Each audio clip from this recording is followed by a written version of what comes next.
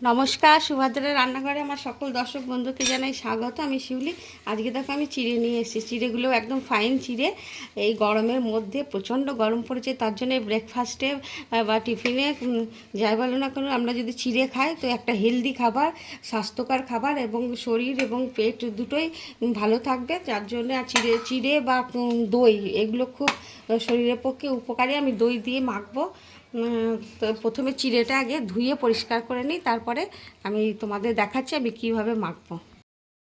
চিড়েটা ধুয়ে পরিষ্কার করে নিয়েছি, ভীষণ ফাইন চিড়ে, সেজন্য একদম নরম হয়ে গেছে। যাই হোক, আমি দুটো পাত্রে নিয়ে নিলাম, কারণ আমি একটা পাত্রে শুধু মাখবো আর একটা পাত্রে দেখো কীভাবে মাখছি। আর তোমরা চাইলে এর সাথে কলা দিয়ে খেতে পারো। আমি কলা খাই না, সেই জন্য কলা দিইনি। মানে কলা খাই তো এই চিড়ের সাথে খাই না। যাই হোক, সেই জন্য আমি কলাটা দিইনি। আর আমের সময় আম দিয়ে মেখে আমি খাই, আম খেতে ভীষণ ভালোবাসি আমি।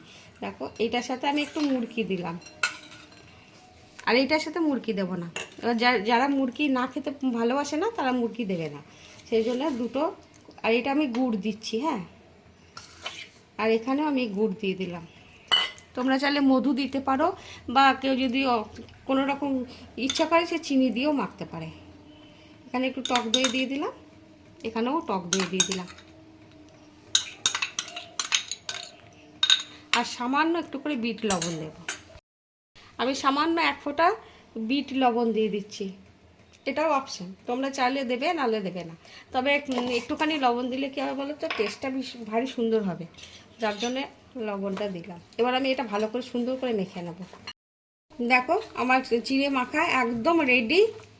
এইভাবে তোমরা মাখবে, মেখে খাবে। এই গরমের মধ্যে শরীর ভীষণ ভালো থাকবে, সুস্থ থাকবে। আর আর এটা দেখো, এটা শুধু দই দিয়ে আর গুড় দিয়ে চিড়েটা মাখা হয়েছে। এবার তোমরা যে যেটা পছন্দ করে সেইভাবে একবার অন্তত মেখে খেয়ে দেখবে। আমার কথা মতো তোমাদের ভীষণ ভালো লাগবে, এবং শরীরের পক্ষে ভীষণ উপকারী চিড়ে বা দই। সবাই জানি আমরা যে চিড়ে বা দই কীভাবে কী পরিমাণে আমাদের শরীরে উপকার করে। তো এই ব্রেকফাস্টটা তোমরা একবার বানিয়ে খেও। আর তোমরা সবাই ভালো থেকো, সুস্থ থেকো। তোমাদেরকে সকলকে জানাই অসংখ্য অসংখ্য ধন্যবাদ, অনেক অনেক ভালোবাসা। নমস্কার।